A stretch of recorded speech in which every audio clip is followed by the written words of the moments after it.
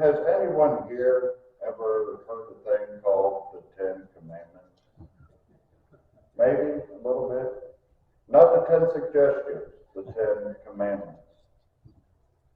Now, here's the test. Can we name the 10 commandments? Anybody want to start?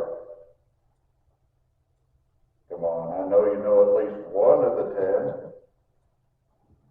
10. Let's start with the first one. You shall have no other gods before me. Does anyone know the next one? Shall not make any idols. The third one.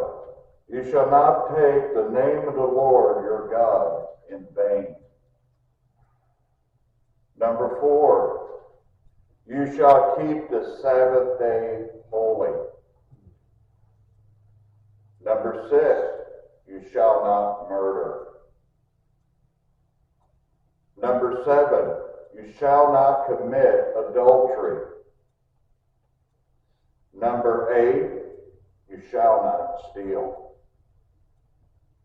Number 9. You shall not bear false witness against your neighbor.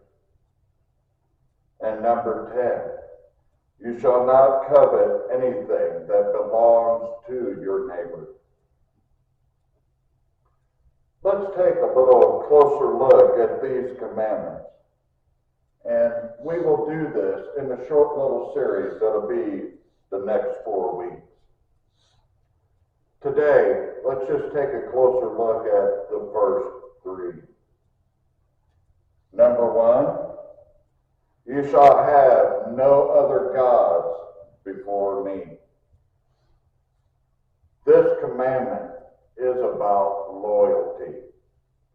About loyalty to God. The one God, not many gods. We are to worship and honor Him and Him alone. We need to have a personal relationship with Him. We need to get to know Him.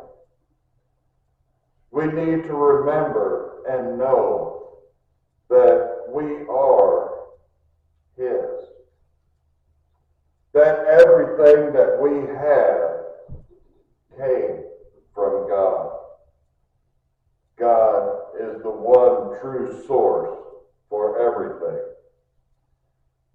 He created a wonderful and beautiful planet for us.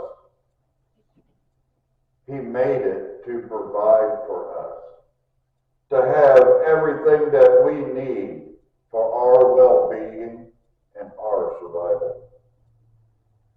It is His desire that we appreciate it and that we enjoy His gift to us. At the same time, He wants us to understand that we must never direct our worship towards anything but Him. We are not to worship anything that He created. We are to worship the Creator. 1 Timothy chapter 6, verse 17. Teach those who are rich in this world not to be proud and not to trust in their money, which is unreliable. Their trust should be in God, who richly gives all that we need for our enjoyment. Now, let's look at the second commandment. You shall not make any idols. This one is about our worship. This is different from the first commandment because we must not reduce God to a likeness of some inanimate physical object. Doing that is unacceptable to God. Why is that? Because God is a living God. He is not some inanimate object. Even if we had a picture of God, we cannot worship that, because that would limit our perception of who He is. He is the living God, and nothing can take His place. Now, there are many things that try to take His place, and we do tend to idolize them. Things like money, power, some of our possessions, and even some people we tend to idolize. The thing is we cannot hold up anything else higher than what we hold God. We cannot have anything as an in-between. Now, I do see a lot of people wear crosses, but that cross is not something we worship. That cross is a symbol to us, to remind us of what Jesus has done for us. The cross is a symbol to show others whose we are. So we do not worship anything but God Himself. Number 3, you shall not take the name of the Lord your God in vain. This commandment is about respect. This shows the relationship we have with God and the respect we have for Him. It is shown in the way that we communicate with others about our feelings for God. Respect is a cornerstone of a good relationship. The quality of the relationship depends on the love and regard we have for each other. So whenever we talk to others or talk about others, we show respect by not slandering them or using their name in any bad way. So when this comes to God, we have to hold that respect on a higher level. We do not want to disrespect God, the one that we worship.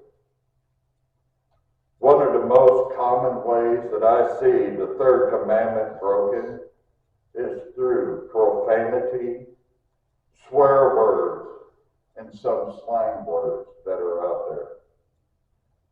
And let me tell you, working in a factory most of my life, this is like every other word that comes out of their mouth. To me, it just shows that they do not know God. If you know God, then you want to respect Him. Not by using profanity or swear words. We want to love Him and show our respect for Him. In Romans 2, verses 21 to 24, well then, if you teach others, why don't you teach yourself? You tell others not to steal, but do you steal? You say it is wrong to commit adultery, but do you commit adultery? You condemn idolatry, but do you use items stolen from the pagan temples? You are so proud of knowing the law, but you dishonor God by breaking it. No wonder the scriptures say, the Gentiles blaspheme the name of God because of you. Anyone that calls themselves a child of God while refusing to obey him, you blaspheme his name. In 2 Corinthians chapter 5, verse 20, so we are Christ's ambassadors. God is making his appeal through us. We speak for Christ when we plead, come back to God.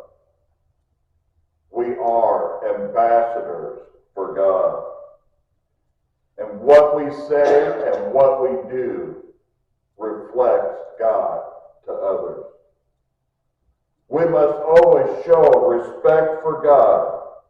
And that doesn't mean that we say one thing but do another. We are to speak wonderful words about God, not just on Sunday, but every day.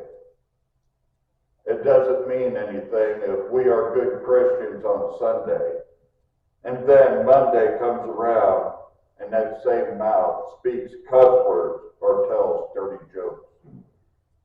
We must respect God always. We must be loyal to God. We must worship the one true and living God. We must never have anything between us and God.